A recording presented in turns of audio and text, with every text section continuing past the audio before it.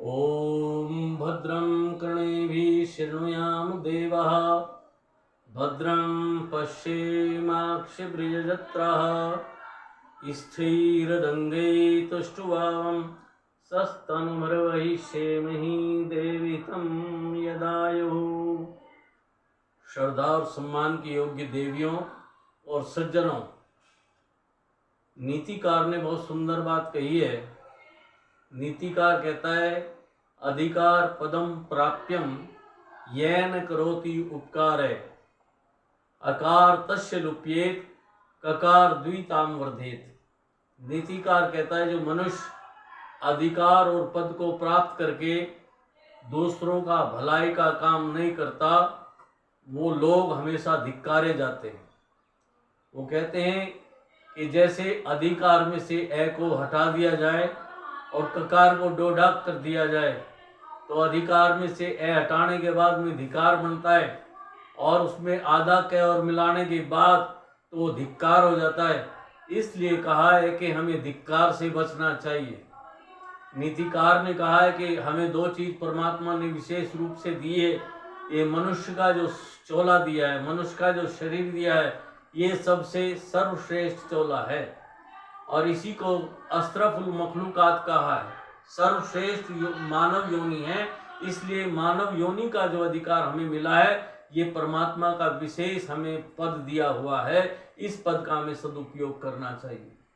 अगर परमात्मा हमें सर्वोच्च पद दे करके हम उसके कृतज्ञ ना हो परमात्मा के, तो हमसे बड़ा पापी कोई दुनिया में नहीं होगा। इसलिए हम ध्यान रखें कि हम उस परमात्मा के दिए हुए इस पद का सम्मान करें। परमात्मा ने हमें सबसे बड़ी कृपा की है, मानव का योनि दी है, मानव की योनि दी है, और मानव का शरीर देकर के परम पिता परमात्मा ने हमें स्वस्थ पैदा किया। हम स्वस्थ हैं शरीर से। मन से स्वस्थ होने के लिए हमें परमात्मा का चिंतन करना चाहिए। इसलिए नीतिकार कहता है, जो आदमी पद और अधिकार को प्राप्त करके दूसरों का भला नहीं करता, उसको लोग धिक्कारते हैं। तो यहाँ जो है हमें परमात्मा ने पद भी कैसा दिया है और अधिकार भी कैसा दिया है। सर्वश्रेष्ठ पद दिया है। सारी योनियों में हम सर्वश्रेष्ठ हैं। जितनी और योनियां हैं सारी भोग योनियां हैं, लेकिन मानव की जो योनि है वो कर्म योनि भी है और भोग योनि भी है। पिछले दुष्कर्मों को भोगने के लिए शरीर मिला, इसमें बहुत सारे दुख आते हैं, लेकिन परमात्मा ने आगे हमें कर्म करने के लिए स्वतंत्रता भी दी है। इसलिए हम ध्यान रखें कि इस पद की गरिमा को बनाए रखने के लिए हम दूसरों का भला करें। और अधिकार भी परमपिता परमात्मा ने हमें दिया है। सबसे पहले मानव का शरीर, दूसरे स्वस्थ शरीर, और जिस वातावरण में हम जी रहे हैं वो वातावरण भी परमपिता परमात्मा ने हमें बहुत सुंदर दिया है। जिस क्षेत्र में हम रह रहे हैं उस क्षेत्र में परमपिता परमात्मा ने ऋतुओं के अनुसार हमें 6 ऋतुएं प्रदान की हैं।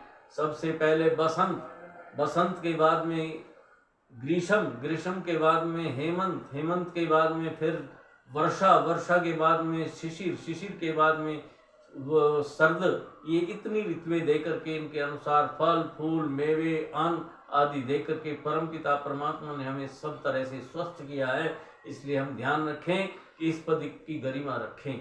और ये जो अधिकार हमें मिले हैं, स्वस्थ शरीर होने के साथ सारे सारे सुख के साधन, ये हमारे परमात्मा के दिए हुए ये अधिकार हैं। इन अधिकारों का हमें सदुपयोग करना चाहिए। सज्जनों और देवों, मैं कहना चाहता हूँ कि ऐसे ऐसे लोग इस भारतवर्ष की धरती पर हैं जिन्हें जीवन में कभी भरपेट भोजन नहीं मिला है, जिनके परिवार में अपने शरीर को ढांकने के लिए कपड़ा नहीं है। हमारे उपदेशक हुए हैं आरएसएस के स्वामी सतमित्रानंद जी महाराज। एक बार वो आदिवासियों में मिलने के लिए गए, तो वहाँ उन्होंने जो व्यवस्था देखी उसे देख करके वो रो पड़े, और उन्हें ज्ञान हुआ कि भारतवर्ष की भूमि पर ऐसे ऐसे लोग भी अभी तक रहते हैं जिनके परिवार में इतनी कमजोरी है, आर्थिक स्थिति बढ़िया नहीं है। उन लोगों के हाल को देख करके वो रो पड़े। स्वामी जी महाराज कहते हैं, एक बार मेरे मन में आया कि आदिवासियों का जीवन देखना चाहिए। उन्हें देखने के लिए मैं वहाँ गया, तो जैसे ही मैं एक कबीले के मुखिया से मिलना चाहता हूँ, तो वो मुखिया मुझे बार बार डंडा दिखा करके कह रहा है, स्वामी जी वहीं ठहर जाओ, नहीं डंडे से खबर ले ली जाएगी, स्वामी जी वहीं ठहर जाओ, डंडे से खबर ले ली जाएगी। वो समझ रहा था कि साधु कुछ मांगने के लिए आया है, कुछ खाने का मांगेगा या कपड़ा मांगेगा, फिर मेरे पास में है नहीं, तो बार बार इस तरह से कह रहे थे। स्वामी सतमित्रानंद जी महाराज ने कहा कि मुखिया जी मुझे और कुछ नहीं चाहिए, मैं आपसे मिलने के लिए आया हूँ, परिवार की हालचाल जानने के लिए आया हूँ। तो मुखिया ने कहा अच्छा आप वहीं ठहरिएगा, स्वामी जी महाराज मैं वहीं पर आ रहा हूँ।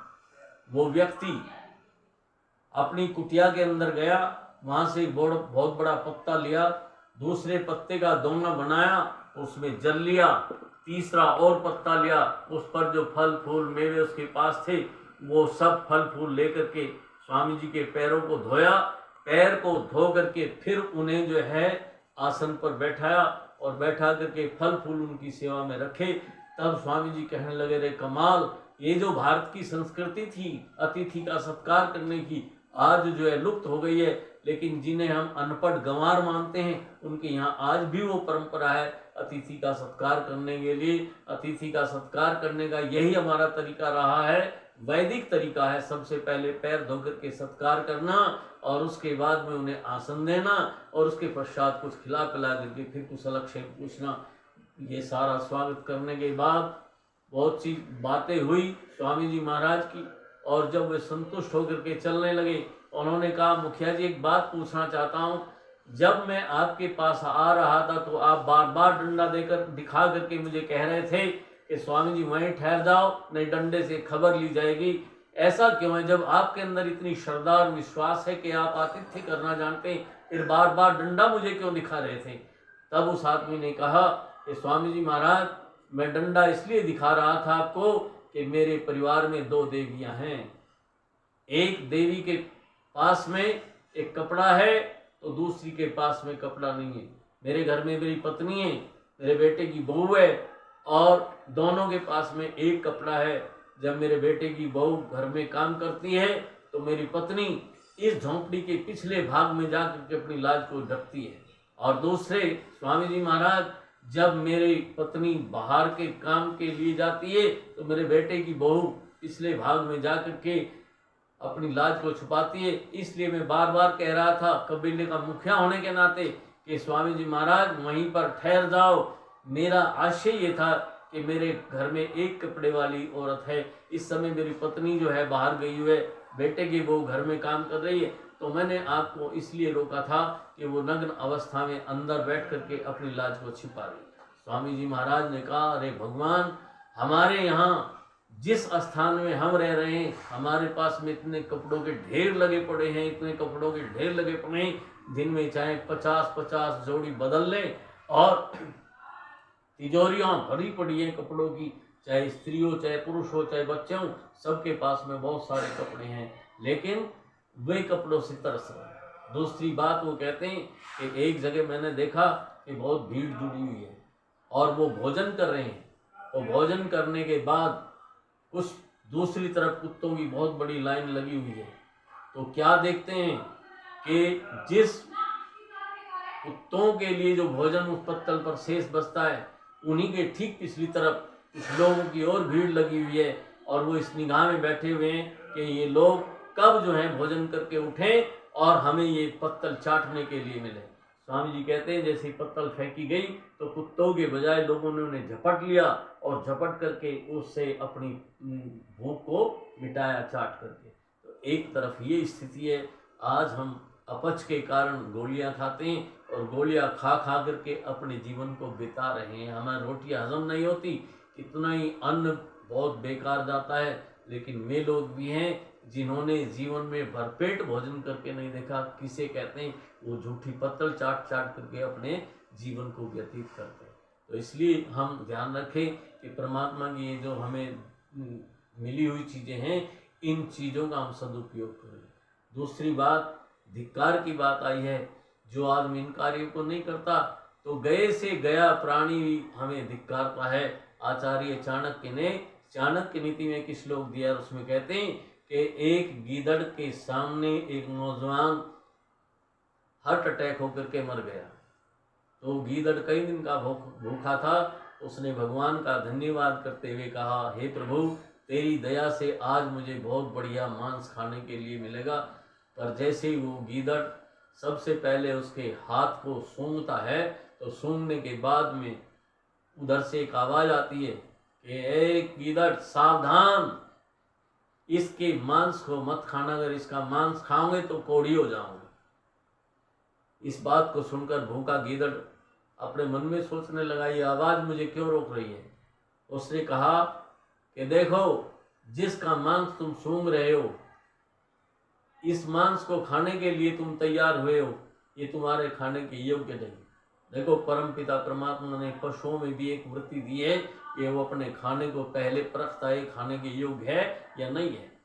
ये आज हमारी स्थिति ये हो गई है कि हम रात दिन पता नहीं अनाप शनाप जो भी मन में आता है वो खाते हैं, चाहे वो खाने के योग्य है या नहीं है, पीने के योग्य है या नहीं है, लेकिन हम चलते रहते हैं, हर समय चढ़ते रहते हैं। लेकिन पशु पक्षी भी अपने भोजन को करने से पहले सूंघते हैं। जब इसे हाथ पर रखा तो उस आवाज ने कहा कि हे गीदड़, इस आदमी ने कभी इन हाथों से कोई पवित्र दान नहीं किया। धन का स्वामी तो है, लेकिन इसने कभी अपने किसी निर्बल आदमी की सहायता नहीं की है, इसलिए ये हाथ तेरे खाने के योग्य नहीं। गीदड़ पीछे बैठ गया। फिर कुछ देर के बाद में भूख का फिर वेग होता है और वो सोचता है कि चलो इसकी आंखें खा लेते हैं। जब आंखों पर गया तो वहाँ से फिर आवाज आई कि इस आदमी ने कभी किसी महापुरुष के दर्शन नहीं किए और न ही किसी सदग्रंथों का अध्ययन किया है। हमारे यहाँ दर्शनों का बड़ा महत्व है। दर्शन जो है, साहित्य में दर्शन जिन्हें हम शास्त्र कहते हैं, 6 शास्त्र हैं, उनका बड़ा महत्व है। और ऐसे ही महान आत्मा के दर्शन करने से हमारे दुख भी मिट जाते हैं, इसलिए दर्शनों का महत्व। तो वो जो है महाराज, वो कहता है इस आदमी ने आंखों से किसी के दर्शन नहीं किए। फिर वो सोचता है चलो कान का मांस खा लेते हैं। जब कान के मांस पर जो इसने अपने मुंह को रख करके, नाक को रख करके सूंघना चाहा तो आवाज आई कि ये कान भी तेरे खाने के योग्य नहीं है, क्योंकि इस आदमी ने कभी इन कानों से कोई बढ़िया काम नहीं किया है, अच्छी बातें नहीं सुनी, इसने सारा जीवन वैसे ही बेकार की बातों में गंवा दिया, इसलिए ये भी तेरे खाने के योग्य नहीं। फिर वो पैरों पर जाता है तो आवाज आती है ये पैर भी सत्संग में कभी नहीं गए, इसलिए ये मांस तेरे खाने के योग्य नहीं। सब शरीर के अंगों को सूंघने के बाद फिर जो है वो सोचता है इसके पेट में गुदगुदा माल भरा हुआ है, इसने बहुत सारे पकवान खाए हैं, मिठाई खाई हैं और मेवे खाए हैं, फल खाए हैं, इसके मांस में तो पूरा मजा आएगा, चलो पेट पर। जैसे इसने पेट पर नाक रखी तो उस आवाज ने फिर कहा कि सावधान सावधान, गीदड़, इसके मांस को मत खाना, अगर इसके मांस को खाया तो कोढ़ी हो जाओ। जब उसने ये बात सुनी तो वो सोचने लगा कि मैं भूखा मर सकता हूँ, और इस कृतघ्न आदमी के, जिसने परमात्मा के दिए इतने साधनों का सदुपयोग नहीं किया, इसका मांस नहीं खाऊंगा। और वो दूर बैठ करके टुमर टुमर देखता रहा और कहने लगा, ए मनुष्य, तो किसी भी काम का नहीं है, तेरे जीवन को धिक्कार है, तेरे जीवन को धिक्कार है, क्योंकि तो जो है बहुत बड़ा धनपति होकर के किसी गरीब की सहायता नहीं की, आंखों से महापुरुषों के दर्शन नहीं किए, सिर को जो है किसी महापुरुष के चरणों में नहीं झुकाया, और न कानों से कोई अच्छी बात सुनी, पैरों से सत्संग में नहीं गया, तो तू इतना कृतघ्न है। परमात्मा ने तुझे सारी सुविधाएं दी, तूने पद और अधिकार का उपयोग करने किया, इसलिए मैं भूखा मर सकता हूँ, पर तेरे मांस को नहीं खाऊंगा, नहीं खाऊंगा, नहीं खाऊंगा। वैसे भूख का वेग ऐसा होता है, वो बुभुक्षित किम न करोति पापम, भूखा आदमी कौन सा पाप नहीं कर सकता। लेकिन गीदड़ जैसा गुया वो पशु भी कहता है कि मैं तेरे मांस को नहीं खाऊंगा, मैं भूखा मरना पसंद करता हूँ, तेरे जैसे कृतघ्न का मांस नहीं खाऊंगा। तुझे तो इस सिर को महापुरुषों के चरणों में झुकाना चाहिए था, आंखों से अच्छी बात देखनी चाहिए थी, सुननी चाहिए थी, कानों से अच्छी बात सुनते, आंखों से अच्छे महापुरुषों के दर्शन करते, हाथों से दान देते, और पैरों से जो है सत्संग में जाते, और मेहनत के धन से अपने पेट को भरते, तो आपका जीवन सुखी होता। ये थोड़ी सी चर्चाएं मैंने की हैं। ये जो चीज़ें आज आपको बताई जा रही हैं, इन बातों को, अगर मेरे प्रवचनों को आप सुनना चाहते हैं तो दिव्य वैभव वाचस्पति घोष के चैनल पर जाएं, और उस पर जाकर के आप मेरे व्याख्यानों की जो श्रृंखला है उनसे जुड़ जाएंगे। सब्सक्राइब करें, लाइक करें और कमेंट दें। ये आप लोगों के लिए सूचना है। मेरा पता है आचार्य धन